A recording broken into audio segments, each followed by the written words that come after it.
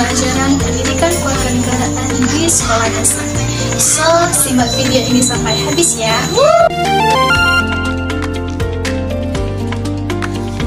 Pendidikan kewarganegaraan atau PKN memiliki peran penting dalam membentuk karakter bangsa. Di jenjang sekolah dasar, PKN tidak hanya mengajarkan pengetahuan tentang negara dan pemerintahan, tetapi juga menanamkan nilai-nilai moral, sosial, serta semangat kebangsaan yang menjadi dasar perilaku sehari-hari siswa.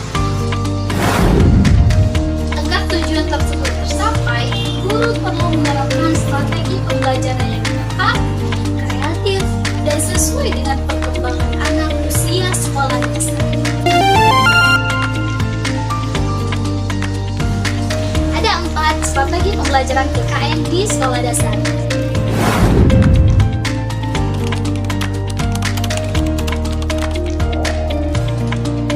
Yang pertama, yaitu strategi pembelajaran inquiry. Inquiry adalah rangkaian kegiatan pembelajaran yang menekankan pada proses berpikir kritis, analitis, untuk mencari dan menemukan sendiri jawabannya dari suatu masalah yang didapatkan. Yang kedua, strategi pembelajaran afektif.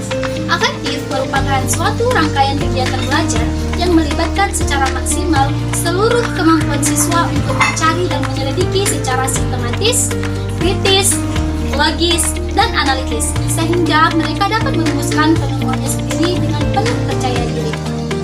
Kemudian yang ketiga, yaitu strategi pembelajaran ekspositori. Ekspositori adalah strategi pembelajaran yang menekankan pada proses penyampaian materi secara verbal dari seorang guru kepada sekelompok siswa, dengan maksud agar siswa menguasai materi pelajaran secara optimal. Yang keempat, yaitu strategi pembelajaran CTL atau Contextual Teaching Learning. CTL adalah konsep belajar yang membantu guru mengaitkan antara materi pembelajaran dengan situasi dunia nyata, mendorong siswa membuat hubungan antara pengetahuan yang dimilikinya dengan penerapannya dalam kehidupan mereka sehari-hari.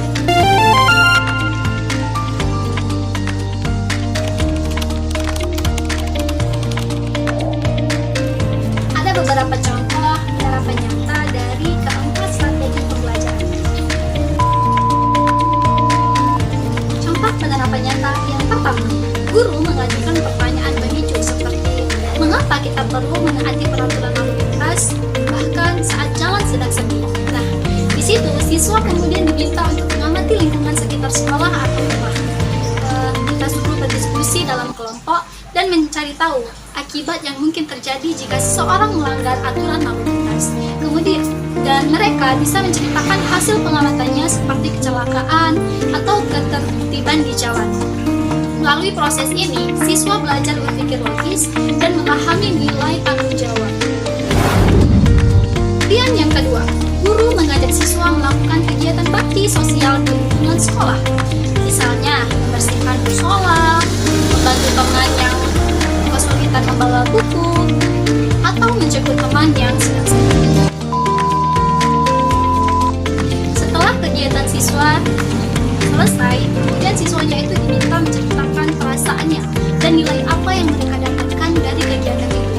Dengan begitu, siswanya tidak hanya tahu bahwa tolong-menolong adalah nilai yang baik, tetapi mereka juga merasakannya langsung dan menumbuhkan sikap empati serta kepedulian sosial. Yang ketiga, guru menjelaskan secara langsung tentang makna dan lambang sila-sila dalam Pancasila. Guru bisa menampilkan gambar lambang Garuda Pancasila, lalu menjelaskan satu persatu makna dari bintang, rantai, pohon beringin, kepala banteng, dan padi kapas.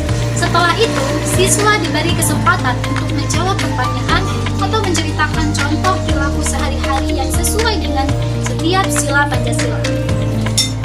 Strategi ini efektif digunakan ketika guru ingin memastikan semua siswa memahami konsep dasar dengan benar.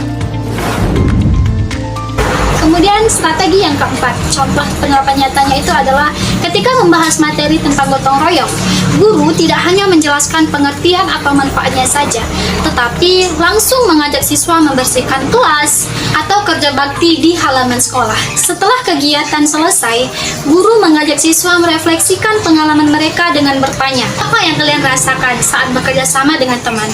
Mengapa pekerjaan menjadi lebih cepat selesai ketika kita bergotong royong? Nah, di situ siswa pun pasti akan memahami bahwa gotong royong bukan sekedar teori di buku saja, melainkan nilai yang dapat mereka terapkan setiap hari di rumah, di sekolah, dan di lingkungan masyarakat. Halo Sobat Edukasi, kalian sadar nggak sih sekarang tuh dunia pendidikan udah penuh banget loh. Anak-anak nggak cuma belajar dari buku aja, tapi juga dari YouTube, game, bahkan TikTok. Nah, disinilah guru ditantang buat jadi lebih kreatif, inovatif, dan integratif. Tapi maksudnya gimana ya? Yuk kita bahas bareng.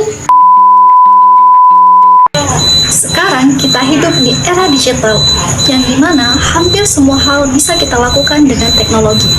Mau itu bermain, belajar, bahkan ngobrol pun sekarang bisa dengan digital. Sekarang kita hidup di era budaya digital, di mana hampir semua hal bisa dilakukan lewat teknologi. Mau itu belajar, main, bahkan ngobrol pun sekarang sudah digital. Tapi di balik kemudahan itu ada tantangan besar juga loh. Yang pertama, gimana caranya guru tetap bisa bikin siswa fokus, aktif, dan tidak bosan? Kemudian yang kedua, gimana caranya nilai-nilai karakter dan budaya lokal tetap bisa tumbuh di tengah dunia yang serba online? Nah, biar pembelajaran makin inovatif dan integratif, ada beberapa strategi yang bisa guru lakukan. Yang pertama, blended learning. Campur pembelajaran tatap muka dan online. Misalnya, pakai Google Classroom, Kahoot, atau Canva for Education buat tugas dan kuis seru. Yang kedua, project based learning atau biasa yang disebut dengan PJBL. Yang dimana guru bisa mengajak siswa bikin proyek nyata. Contohnya, bikin vlog tentang pelestarian budaya lokal, sekalian belajar public speaking. Ada STEAM learning. Guru bisa menggabungkan sains, teknologi, engineering, art, dan matematik. Misalnya, bikin alat mini dengan desain kreatif. Size-nya dapat, seninya juga dapat. Tapi ingat ya Sobat Edukasi, inovasi itu bukan berarti meninggalkan jati diri bangsa. Justru di era digital ini, guru punya peran penting buat menjaga nilai budaya dan karakter siswa. Teknologi boleh canggih, tapi sopan santun, gotong royong, dan cinta akan tanah air tetap nomor satu. Melestarikan budaya, bukan menggantikannya. Jadi teman-teman guru dan calon-calon guru muda, kalau mau kelas kita hidup, siswa aktif, dan nilai-nilai budaya tetap terjaga, yuk kita ubah cara mengajar jadi lebih inovatif dan integratif. Karena di era budaya digital ini, guru bukan cuma pengajar, tapi juga inspirator, kreator, dan pembelajar masa depan bangsa.